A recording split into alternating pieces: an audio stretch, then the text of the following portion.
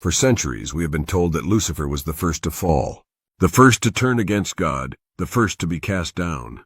His name became a warning, his fate a lesson in the consequences of rebellion. But what if this was a deception? What if, before the morning star fell, something far more terrible had already happened? Some things are not merely punished, they are erased, not cast into darkness, not bound in chains, but removed from existence itself with no name, no trace, and no memory. Though absence is never perfect, even the deepest void leaves behind a scar. Scattered throughout ancient texts, hidden in cryptic verses, there are whispers of something that should not be. A force that was not of heaven, nor of hell, nor of earth. Something so dangerous that it could not be exiled, it had to be unmade. Lucifer's name was cursed so that all would remember his fall. But this name was never meant to be spoken again, yet still it lingers. Subscribe now because the truth has been buried for too long, and those who seek the light will always be under God's protection. The beginning, a being without a name. In the beginning, before rebellion had a name, before the war in heaven shattered the harmony of creation, there was only order.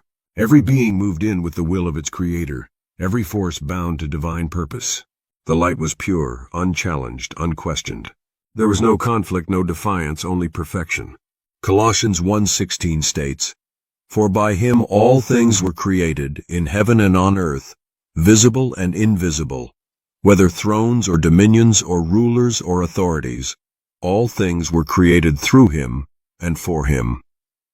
But within this perfection, something stirred, not with pride, not with malice, but with curiosity.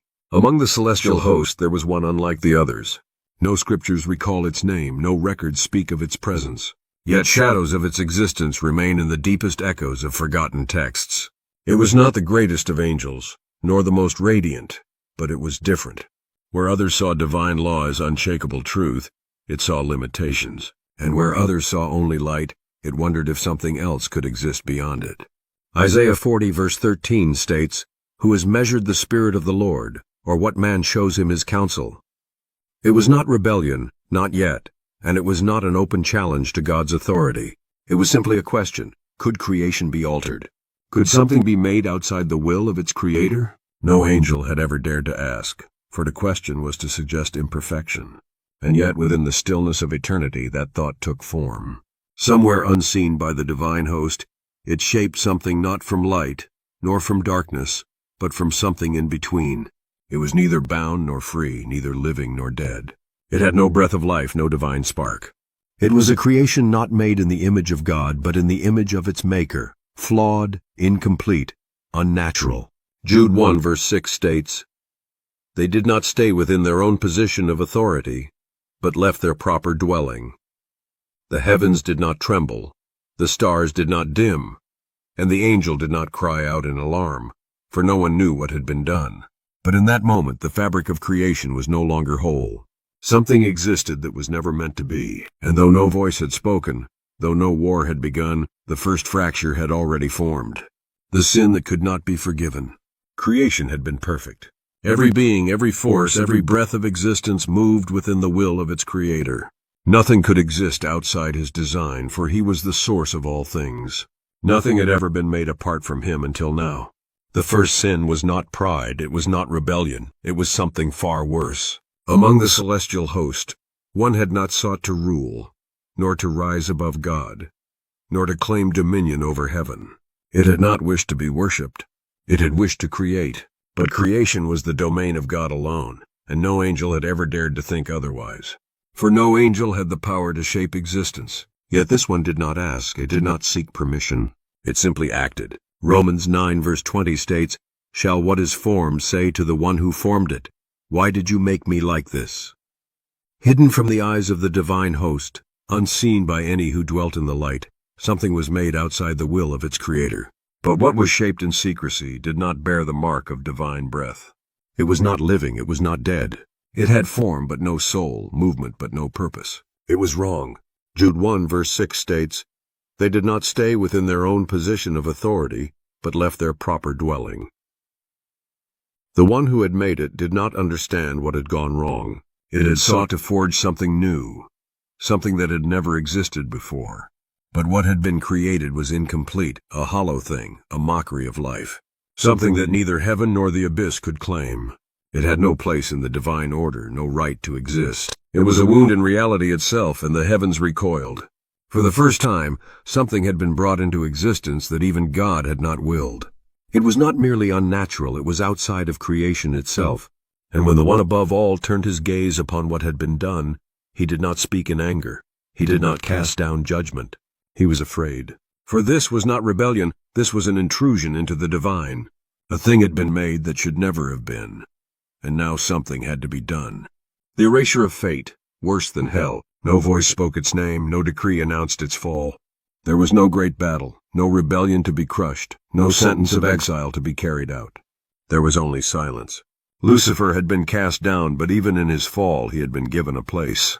He was bound to the earth, allowed to walk among men, to whisper in the shadows, to rule over those who chose to follow him. His punishment was great, but his existence was never erased. His name remained a warning, a curse, a symbol of defiance. But for this one, there would be no such fate. It was not sent to the depths of the abyss, nor allowed to walk upon the earth.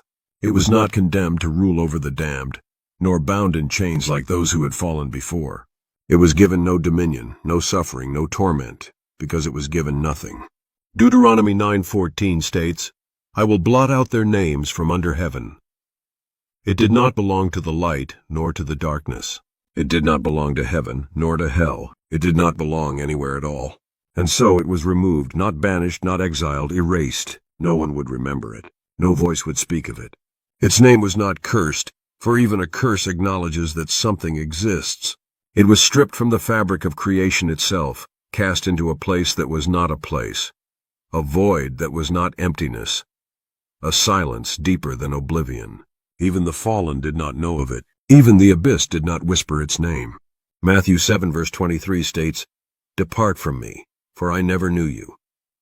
But if it had truly been erased, if every trace of it had been wiped from existence, then why do faint echoes of it still linger? Why do the oldest texts contain warnings of something that should not be? Why does the fabric of creation bear the scars of something that was never supposed to have been? And if it had truly been removed, then what was it that still remained? The buried traces, echoes of the erased. It was meant to be forgotten. Every memory of its existence had been wiped away, its name erased from the records of time. No angel spoke of it, no demon whispered of it. It had been cast into oblivion so absolute that even the abyss held no knowledge of it. And yet, despite the decree of its erasure, something remained. Not a name, not a story, but traces, faint, scattered, almost imperceptible. A presence that should not exist, an absence that was too unnatural to be ignored. The one who entered the realm that none were permitted to touch. The warning appears in ancient writings, texts outside the accepted scriptures, words scrolled in forgotten languages, and hidden in the margins of lost books. It is never named, never described, only feared. Something not bound to light or shadow, not part of heaven or hell. A thing that was not supposed to be, and yet somehow it was. But in the ruins of forgotten civilizations, in the depths of temples long buried beneath time, there are symbols that do not belong. Markings that resemble no known language, etched into stone as if burned into existence itself. Scholars who have studied these markings refuse to speak of their findings. Some have gone mad trying to decipher them. Others simply disappeared. The ancient curse of a being that belongs to no realm. There are whispers of a book, a single manuscript older than any known text. It is never found in the same place twice, appearing only in the hands of those who seek knowledge that should remain buried. It is called the Book of the Nameless One. Within its brittle pages are prophecies of an entity that was not cast out but erased. One passage found scribbled in a dead language on a monastery wall reads, "Before there was rebellion, there was the architect. Before there was the fall, there was the first that was removed. Not of light, not of darkness, but something in between, and in that place between, it waits." But among the lost texts, there is another whisper, not of the erased one, but of something, or someone, who still remembers. A presence that has existed outside the light and the abyss, unseen yet never absent. There was one who bore witness, one who had seen what should never have been seen.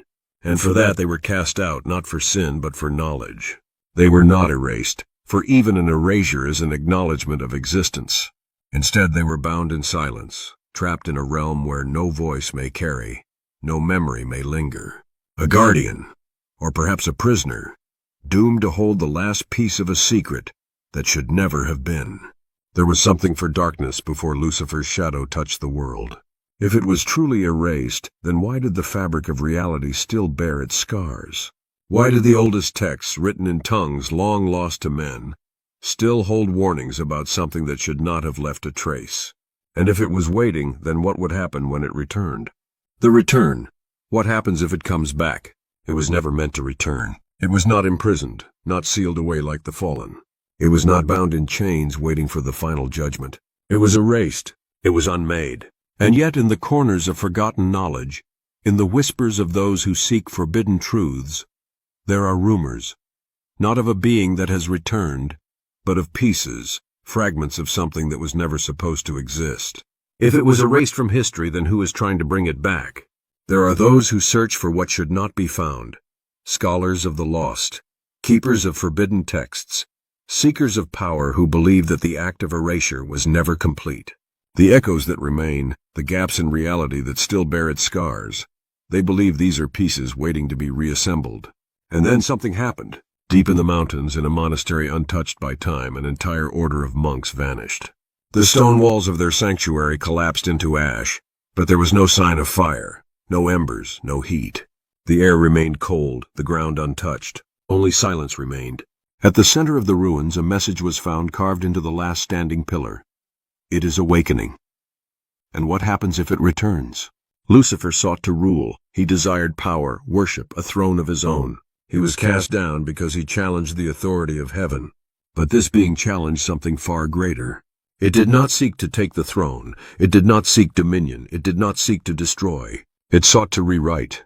Lucifer's fall was an act of rebellion. This would be an act of recreation. If it was ever restored, it would not wage war. It would not seek vengeance. It would unravel everything, because it had never belonged to any realm, never existed within the structure of heaven, earth, or the abyss. It was an anomaly, an error, something that was wiped away because it was too dangerous to exist. But if it was once removed from history, who is to say it cannot be written back in? And if that day comes, then creation itself may not survive. The final revelation, can it ever be stopped? It should have been impossible. The act of erasure had been absolute. No memory of it should have remained. No fragment of its existence should have survived. And yet something was stirring. Not a return, not yet, but a shift.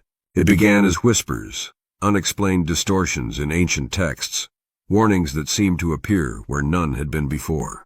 Scriptures written thousands of years ago suddenly held verses that scholars swore had never existed. Fragments of forgotten languages spoke of something waiting, something that had once been removed, but was beginning to push against the veil of nothingness. And then there were those who searched for it, not out of fear, but out of desperation. If it was erased, can it be restored? There are those who believe creation itself is flawed.